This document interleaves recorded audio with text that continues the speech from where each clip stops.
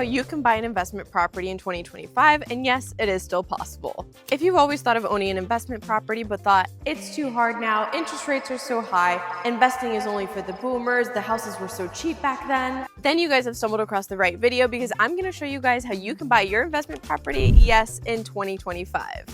Hi there! If you're new here, my name is Tiffany, and I invest in real estate in ways that you probably don't think about. I have been real estate investing since I was 18 when I bought my first property at a tax deed sale, and since then have done over 8 projects, ranging from flipping houses that we had to rip down to the stud, building a tiny house, actually 2, from scratch, and my latest project, which we bought at a foreclosure auction, which needed absolutely 0 work to it. And I'm set to make over $100K on this deal. So if you guys want to see how I did it and how you can do it too, let's get into this video. Now, in order for us to get you your first investment property, of course, we need the money to do it. I hear this all the time, Tiffany, I don't have good credit, I don't have any money to give as a down payment, I don't even know where I'm gonna find the money for an investment property. Girl, don't you worry, I got you, we got it figured out.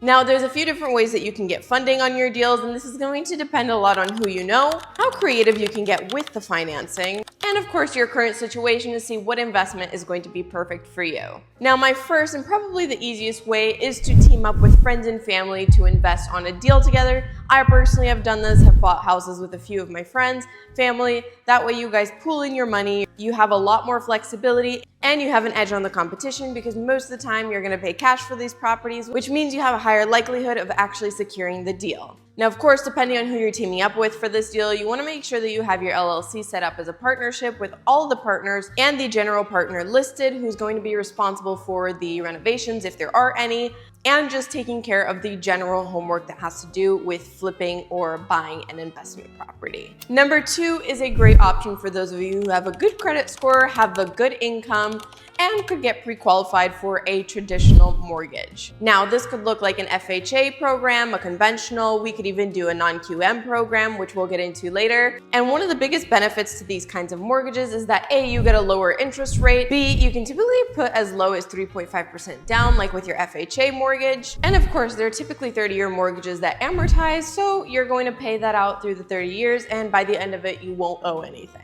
Now, with traditional mortgages, there is a catch. For example, this single family home that I just bought, which we are not living in, has to be bought as an investment property, which means we have to get a minimum of 20% down.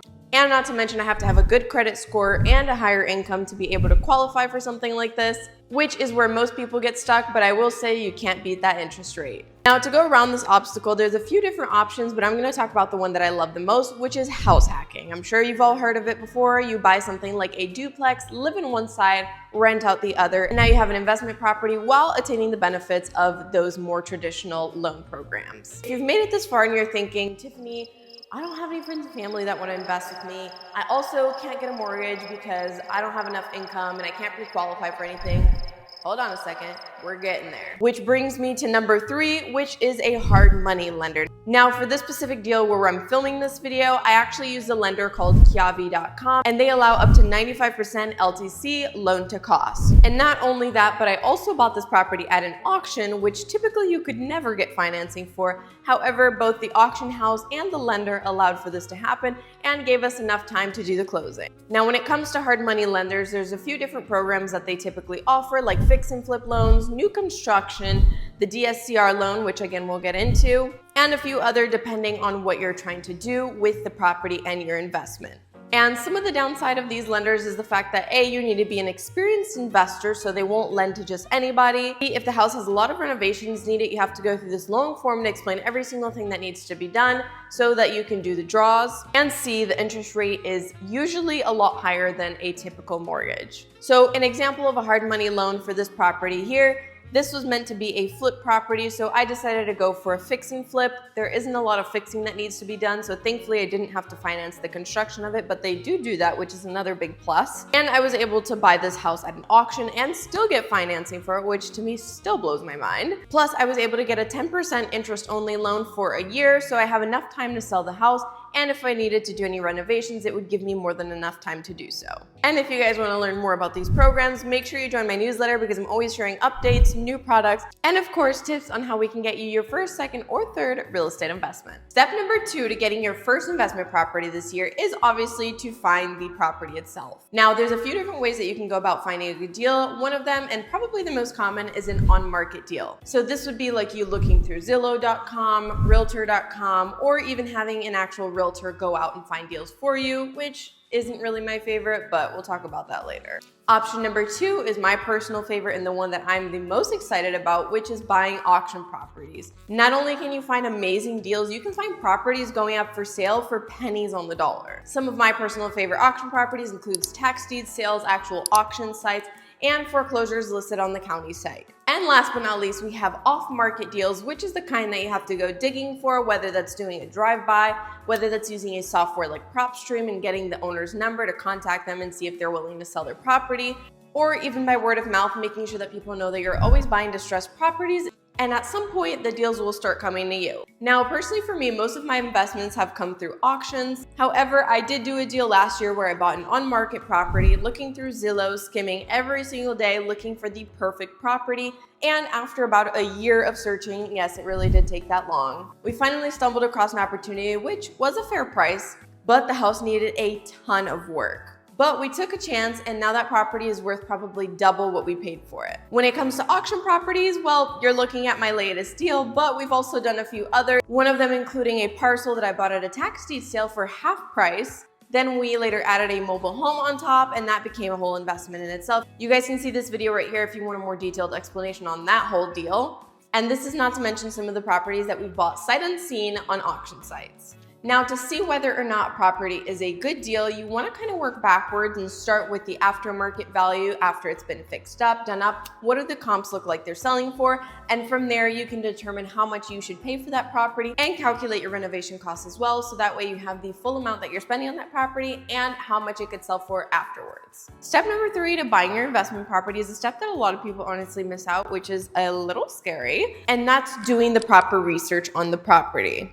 Now, if you're buying an on-market property through Zillow, going through a realtor, this is definitely a lot safer because naturally the title company will do title search, lien search, check if there's any pendencies or if there's any indiscrepancies on the property. However, if you're buying auction properties like my favorite method, you have to make sure that you do all of this research prior because a lot of these properties have delinquencies with them, which if you end up buying the property, most likely you are now responsible for those delinquencies. So in order to do the proper research, I would use the property appraiser site for the county where the subject property is located because that way you know everything is accurate and it's coming directly from the county.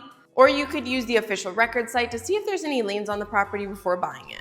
If you're buying fixer-upper properties, the next thing that I recommend you looking at is past permits to see when things were last done and if you're gonna have to update them to resell the property. Now, every state and county is a little different. However, here in Florida where I invest, anytime something is taken out with the county, you'll see it on there. And if there was something done to the property where they didn't get permits for it, well, that's going to be your problem too, and you're gonna have to redo it again. And lastly, the most important research that you can do for a property is the comp research or comparables. Now, we slightly touched on this in step number 2, but you really want to make sure that you're doing the proper research to see what the house could resell for or rent for after you're purchasing it and fixing it up.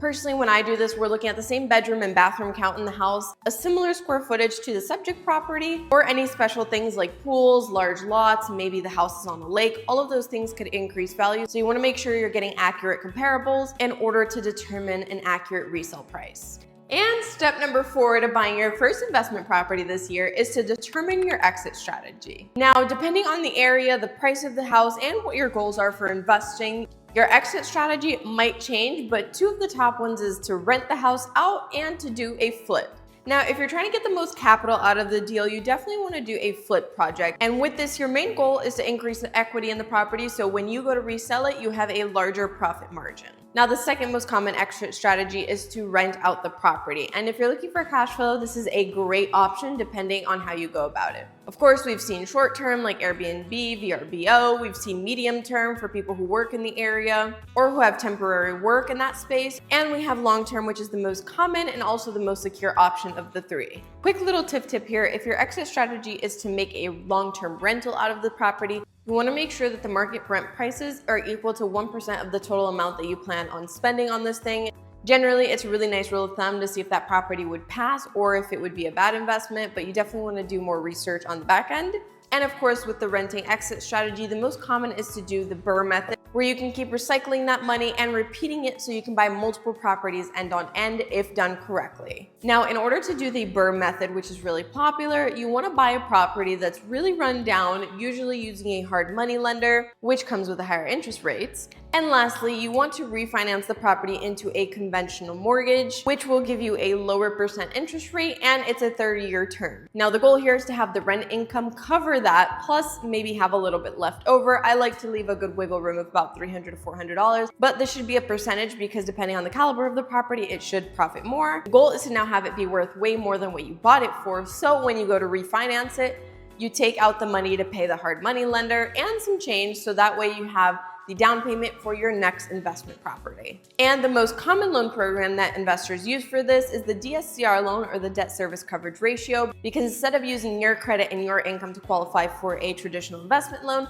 they're using the subject property, which is already rented, so they already have some guarantee that the asset is income producing, which again should be lower than the rent, so you guys can have a little bit of cash flow in between. Step number 5 to buying your first investment property is to open an LLC, especially if you're doing a hard money loan or partnering with friends and family. Now, different states will have different rules as to what they need for the loans and what they need in terms of opening the LLC. But here in Florida specifically, we need a document called the Articles of Incorporation, and you have to register your business online with the State Department. Now, personally for me, I opened up an LLC because I invest typically by myself or with my mom, so we don't really do all the fuss. However, if you're doing a partnership, you definitely want to file it as that and have your Articles of Incorporation stating everything as it should be. And if you don't want to do any of this yourself, you can always have your accountant do it. And I also recommend that because they obviously know the laws and the rules, and they'll have everything done up all nice and pretty to get you ready investing. Once you have your LLC or your business open, you want to go ahead and request an EIN number from the IRS, which is basically like a social security number, but for your business.